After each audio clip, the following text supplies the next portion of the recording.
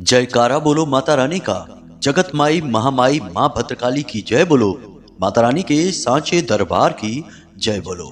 मकर राशि वालों, आप सभी का बहुत बहुत स्वागत है मकर राशि भिंड YouTube चैनल में। बंधुओं, मकर संक्रांति के बाद जब भी आप घर से बाहर निकलें तो अपनी जेब में यह एक गुप्त महाशक्तिशाली और बेहद पवित्र चीज को हमेशा अपनी जेब में रख कर निकलें। फिर आप देखें यह दुनिया कैसे आपके सामने झुक जाती है। आपका शत्रु भी आपके सामने घुटनों पर बैठ जाएगा, आपका बाल भी बांका नहीं कर पाएगा। आप जो भी चाहेंगे वह सब कुछ आपके कदमों में आ गिरेगा। बड़े से बड़ा विवाद हो वह सुलझ जाएगा। चाहे आपका प्रेम संबंध हो, वहां भी आपका प्रेमी आपके आगे पीछे नाचेगा। पति पत्नी के बीच यदि विवाद रहता है तो वह समाप्त हो जाएगा। और यह तो आपके घर की बात है। घर से बाहर चाहे किसी भी प्रकार की समस्या आपके जीवन में हो, काम धंधा व्यापार नहीं चलता है तो वह भी बहुत अच्छा चलने लगेगा। लाखों करोड़ों की आमदनी होने लगेगी। याद रखना कि देने वाला जब देता है तो छप्पड़ फाड़ कर देता है। ऐसा ही कुछ आपके साथ हो जाएगा। चाहे लाखों करोड़ों का कर्जा ही क्यों न हो, वह भी चुटकियों में समाप्त हो जाएगा। हर जगह से आपको मदद मिलनी शुरू हो जाएगी। जहां से आपने सोची थी वहां से तो मिलेगी ही। जहां से आपने कोई उम्मीद भी न की थी वहां से भी आपको मदद मिलनी शुरू हो जाएगी। और जब संपूर्ण दिव्य शक्तियों का प्रेम और आशीर्वाद आपको मिल जाएगा तो आपकी हर एक मनोकामना अपने आप पूरी होती चली जाएगी। और ऐसा कब होगा? जब आप इस एक दिव्य चीज को अपने पास हमेशा रखेंगे, अपने शरीर से लगाकर रखेंगे। यह एक अंग स्पर्शी उपाय है। यह चीज इतनी शक्तिशाली, इतनी दिव्य और इतनी सकारात्मक ऊर्जा को उत्सर्जित करने वाली है कि जो भी इसे धारण कर लेता है, अपने पास रखता है, उसके पास किसी भी प्रकार की नकारात्मक ऊर्जा हो, नजर, टोना टोटका, तंत्र मंत्र या फिर भूत प्रेत पिशाच, कोई भी तांत्रिक शक्ति, नकारात्मक शक्ति हो, उसका बाल भी बांका नहीं कर सकती है। जी हाँ बंधु, अब समय आ गया है जब आप अपने जीवन में मन चाहे बदलाव लेकर आए। आपने बहुत संघर्ष देखे हैं, जीवन में ऐसे ऐसे उतार चढ़ाव देखे हैं जिनके बारे में सोचकर भी लोगों को पसीने आ जाएं। जी हाँ बंधु, कई बार तो स्थिति ऐसी भी बन गई है जब आपकी जान पर ही बन आई है। पूरी दुनिया ने आपका साथ छोड़ दिया और आपको तो ऐसा भी लगने लगा जैसे कि भगवान भी शायद आपके बारे में सोचना भूल गए हैं। अब आपके नसीब में केवल और केवल अंधकार ही है। परंतु कहीं ना कहीं आपके अंतर मन में उम्मीद की एक किरण है, वह कभी नहीं मरती है। और वही उम्मीद की किरण आपके आत्मविश्वास को जगाती है और आप बड़ी से बड़ी परेशानी से लड़ते हुए वापस आ जाते हैं। आज आप अपने जीवन में जहां पर भी हैं, वह केवल और केवल अपनी शक्ति, अपने बलबूते पर हैं। दूसरों का क्या करें, आपके तो अपनों ने ही आपको कहीं का नहीं छोड़ा है। जिन पर आपने भरोसा किया, जिनके ऊपर आपने छोटी से छोटी जिम्मेदारी भी दी, उन लोगों ने आपको हमेशा आपकी जरूरत पड़ने पर धोखा ही दिया। हमेशा आपकी भावनाओं के साथ खिलवाड़ किया और ऐसे ऐसे लोगों ने आपको दुख दिया जिनके लिए आपने अपने जीवन में सब कुछ किया। अपना जीवन ही, अपनी खुशियां, अपना दुख दर्द सब कुछ भुलाकर उनके लिए आपने मेहनत की। लेकिन समय आने पर उन्होंने भी आपको नहीं छोड़ा, उन्होंने भी आपको दुख ही दिया। लेकिन अब बंधुओं, समय आ चुका है जब आप अपने बारे में सोचें। अब आपका समय आ चुका है। आपको बस सही समय पर सही कार्य करने हैं। कोई भी गलती दोहरानी नहीं है। देखिए, यदि आप पुरानी गलती ही दोहराते रहेंगे तो पुराने परिणाम घूमकर आपके पास आते रहेंगे।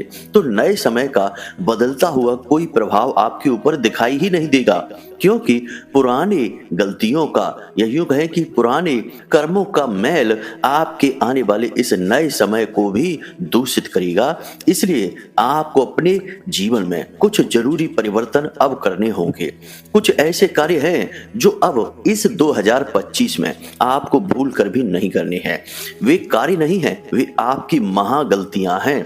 जी हाँ बंधुओं, ऐसी गलतियां जो आपको केवल और केवल पीछे खींचती हैं, गड्ढे में डालती हैं और दुखी बनाती हैं। इसी के साथ साथ 3 ऐसी बातें हैं या यूं कहें कि आदतें हैं जिन्हें आपको हमेशा अपने जीवन में शामिल करना है। अब तक आप उनके बारे में जानते नहीं हैं। हम इस बात को अच्छी तरह से जानते हैं क्योंकि हमने आपकी राशि का, आपकी कुंडली और आपके स्वभाव का बहुत लंबे समय तक अध्ययन किया है। इसलिए हम इस बात को अच्छी तरह से जानते हैं कि आप किस हद तक चीजों के विषय में ज्ञान रखते हैं, लोगों की समझ रखते हैं, दुनियादारी की समझ रखते हैं। इसीलिए हम आपसे कहते हैं कि आप इन 3 चीजों के विषय में या 3 बातों के विषय में नहीं जानते हैं। इन 3 चीजों को आपको अपने जीवन में शामिल करना होगा। बस इतना कर पाने में यदि आप कामयाब हो जाते हैं और इस एक चीज को हमेशा अपने पास रखते हैं तो फिर आपको आगे बढ़ने से कोई दुनिया की ताकत रोक ही नहीं सकती है। जो आप चाहेंगे वह सब कुछ आपके कदमों में आ गिरेगा। होता भी यही है, क्रिया के खिलाफ प्रतिक्रिया तो होती ही है। इंसान जब सही क्रिया करता है तो फिर उसके खिलाफ सही प्रतिक्रिया होती ही है। तो अब कुछ बातों को आप ध्यान में रखें। हम जो आपसे कह रहे हैं इन बातों को आप बिल्कुल भी हल्के में मत लेना। दूसरा कि जब आप बातों की गंभीरता को समझ चुके हैं तो इन बातों को, ये यूं कहें कि इन जीवन के सूत्रों को अपने जीवन में उतारना भी है।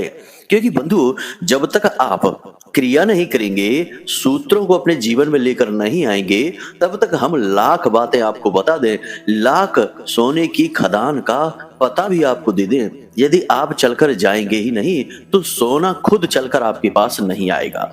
वो कहावत तो आपने सुनी ही होगी कि कुआं कभी भी प्यासे के पास नहीं जाता, प्यासे को ही कुएं के पास जाना पड़ता है।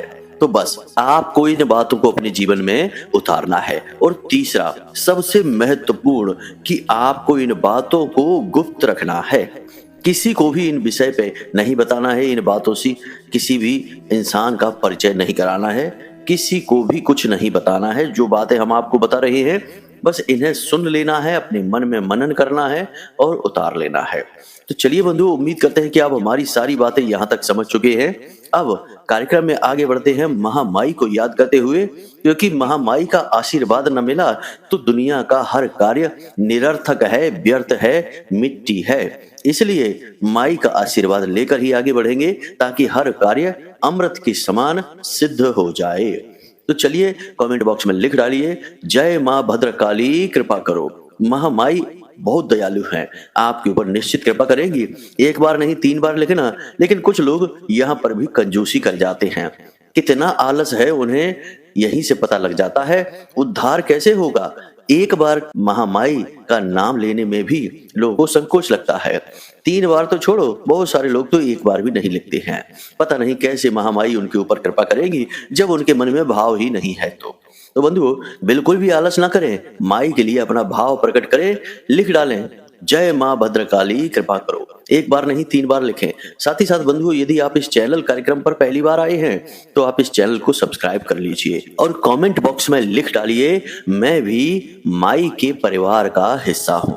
ऐसा करते ही महामाई की सीधी कृपा आप तक पहुंचेगी और अगले 3 दिनों में आपको निश्चित तौर पर एक बहुत ही अच्छी खुशखबरी प्राप्त होगी। वह कार्य आपका बन जाएगा जिसके लिए आप अब तक दुखी और परेशान थे, क्योंकि महामाई का आशीर्वाद आपको प्राप्त हो जाएगा। यह कार्यक्रम महामाई के धाम से प्रसारित हो रहा है, महामाई का आशीर्वाद लेकर आपके पास आया है।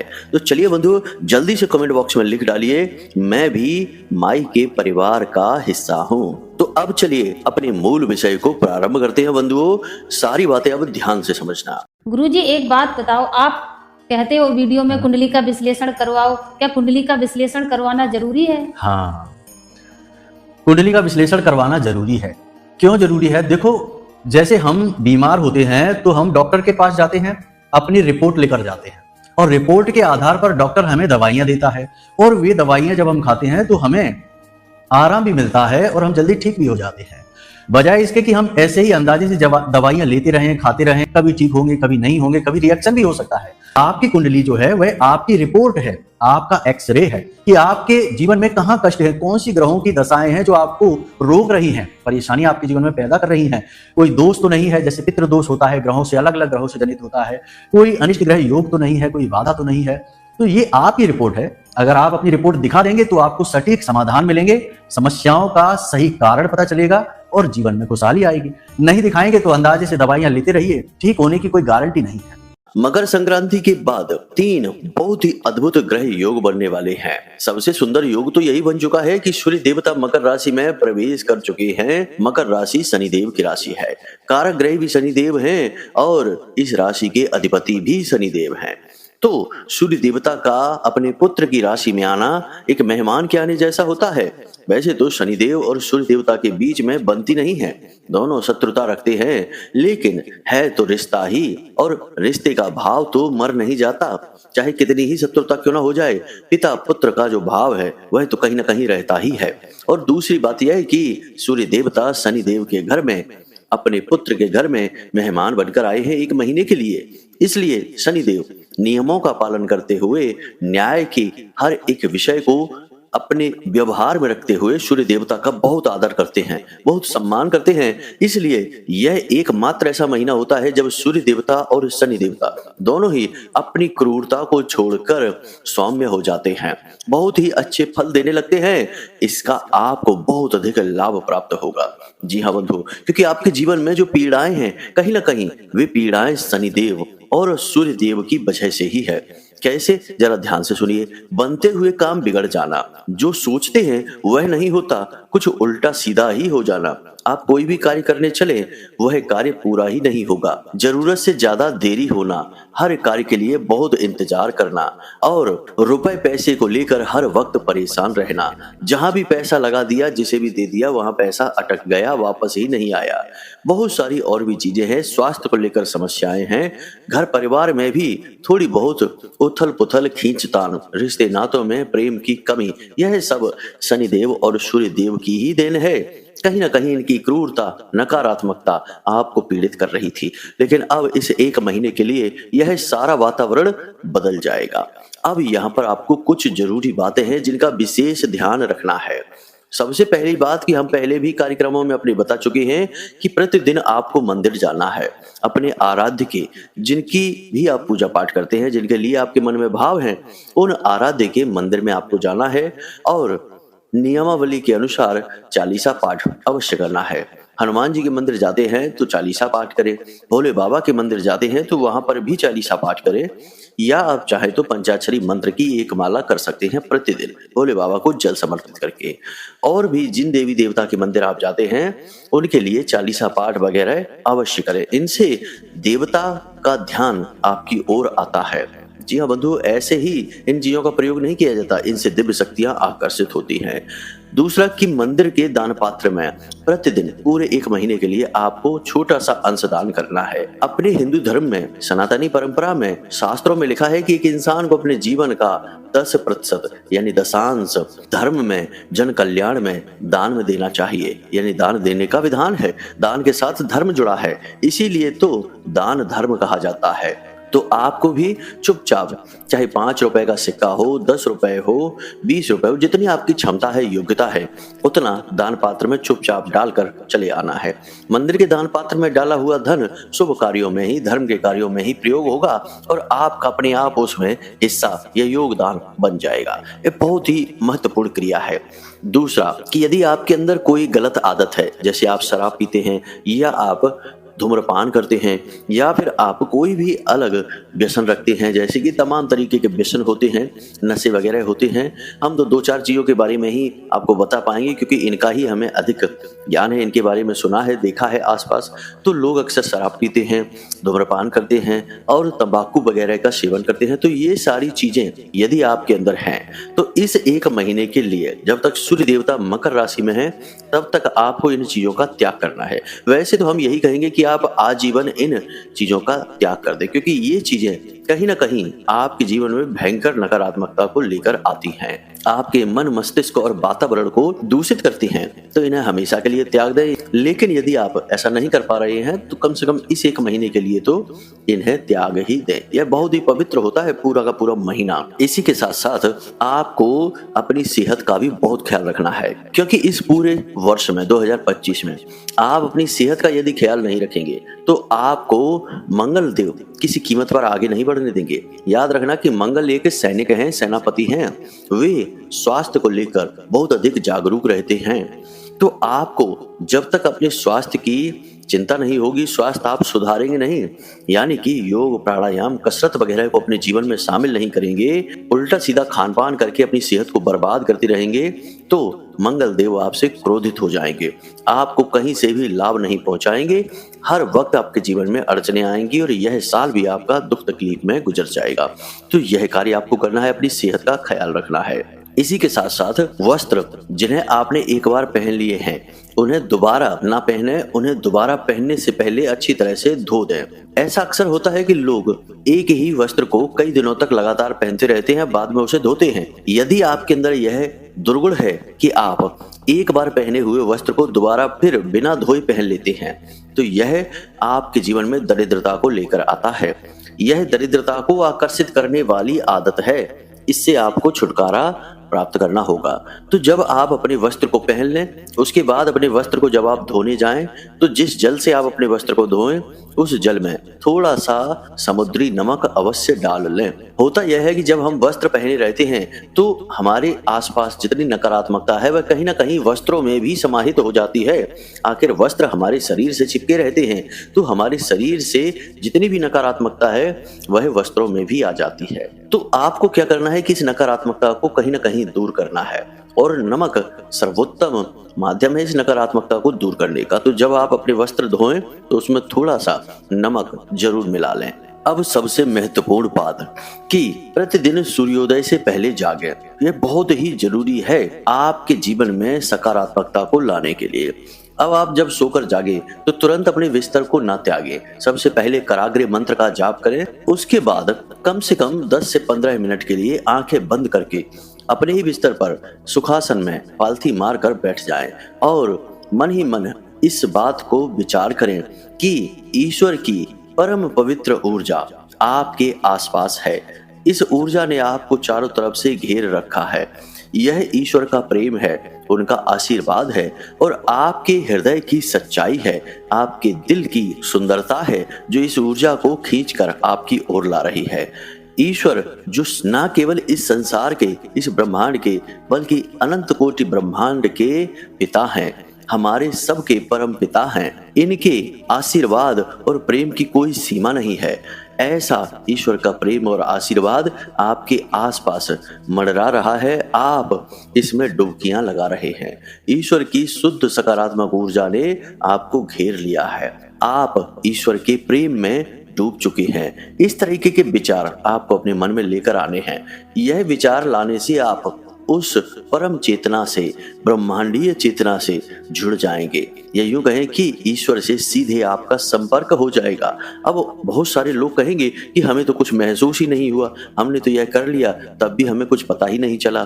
तो इतना आसान नहीं होता है, ये आदतें हैं, काम नहीं। काम 2 दिन 4 दिन करेंगे तो उसके परिणाम दिख जाएंगे, लेकिन आदत का परिणाम लंबे समय के बाद दिखता है। और यह धारणा का विधान है।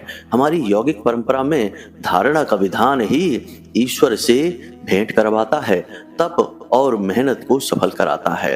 तो शुरुआत में हो सकता है कि आपको कुछ अजीब सा लगे कि हम यह क्या कह रहे हैं, क्या सोच रहे हैं, लेकिन धीरे धीरे आपको खुद महसूस होने लगेगा, खुद अपने आसपास वह पवित्र ऊर्जा महसूस होने लगेगी और फिर आप खुद ही बिना बताए ही इस कार्य को और लंबे समय तक करने लगेंगे। सुबह सुबह का ऐसा समय होता है जिसे हम बहुत पवित्र समय, दिव्य समय कह सकते हैं, क्योंकि माया उस समय सोकर जाग रही होती है और इस संसार में सारी हलचल समाप्त होती है, या यूं कहें कि बहुत ही कम होती है, निम्न स्तर की होती है। यही वह समय होता है जब आप ईश्वर से सीधे जुड़ सकते हैं। तो बस आंख बंद करके 10 से 15 मिनट के लिए बैठ जाइए और महसूस करिए कि ईश्वर का प्रेम कैसे आपकी ओर आ रहा है। फिर उसके बाद अपने बिस्तर को त्यागने से पहले इन 3 मंत्रों का 3-3 बार उच्चारण करें। स्थान देवताभ्यो नमः, कुल देवताभ्यो नमः, पितृ देवताभ्यो नमः। इन 3 मंत्रों का उच्चारण अवश्य करें। जो भी देवता हैं आपके आसपास हैं उनको नमः, आपके कुल देवी और आपके पितृ देवता, इनको भी आपने नमस्कार किया है। अब अपना हाथ अपने नाक के पास ले जाएं और सांस को बाहर निकालें। नासिका के जिस भी छिद्र से श्वास बाहर आ रही है उसी पैर को अपने बिस्तर से नीचे रखें। मानकर चलिए कि दाहिनी तरफ के नासिका से श्वास बाहर आ रही है तो दाहिना पैर यानी सीधा पैर बिस्तर से नीचे रखें, जमीन पर रखें, और यदि बाईं तरफ से श्वास बाहर आ रही है तो बायां पैर जमीन पर रखें। यह बहुत ही महत्वपूर्ण विषय है, इसे स्वर विज्ञान कहा गया है। शास्त्रों में इसके विषय में बहुत सारी बातें बताई गई हैं, परंतु हम इनके विषय में अभी चर्चा नहीं करेंगे। अभी बस आप इन बातों को मान लीजिए, क्योंकि चर्चा करने लगे तो यह कार्यक्रम बहुत अधिक लंबा हो जाएगा, क्योंकि यह विषय बड़ा है, गहरा है। तो फिलहाल आप इन नियमों को मानकर चलिए। यहाँ तक आपने सारी नियमावली समझ ली है। अब हम आपको बताने जा रहे हैं उस एक चीज के विषय में। तो बंधुओं, अब ध्यान से सुनिए। इस वस्तु का या इस एक चीज का नाम है सूर्य शनि यंत्र। जी हाँ बंधुओं, सूर्य शनि यंत्र मकर संक्रांति के बाद जब तक कि सूर्य देवता मकर राशि में रहते हैं तब तक हर एक जातक को अपने पास रखना चाहिए।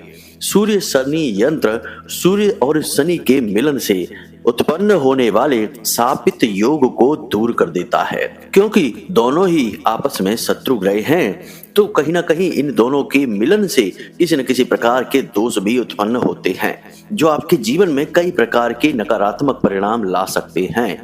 लेकिन इन सबसे कहीं बढ़कर यह होता है कि जब कोई इंसान सूर्य शनि यंत्र को अपने पास रखता है या धारण कर लेता है एक निश्चित समय के लिए, तो इन दोनों ग्रहों की पूरी शक्ति, पूरी सौम्यता और सकारात्मक ऊर्जा उस व्यक्ति के जीवन में बहुत ही शुभ और उच्च स्तर के परिणाम देने लगती है।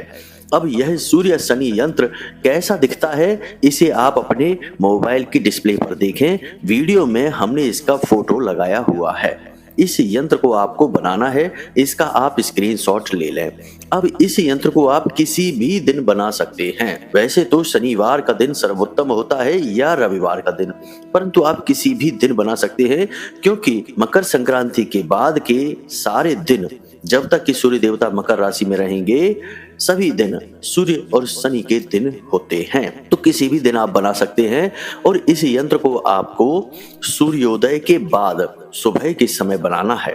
जी हाँ बंधु, वैसे तो सारे यंत्र हम रात्रि में बनवाते हैं, क्योंकि वे किसी न किसी प्रकार की दिव्य शक्तियों से, जो रात में सक्रिय होती हैं, ऐसी शक्तियों से जुड़े रहते हैं।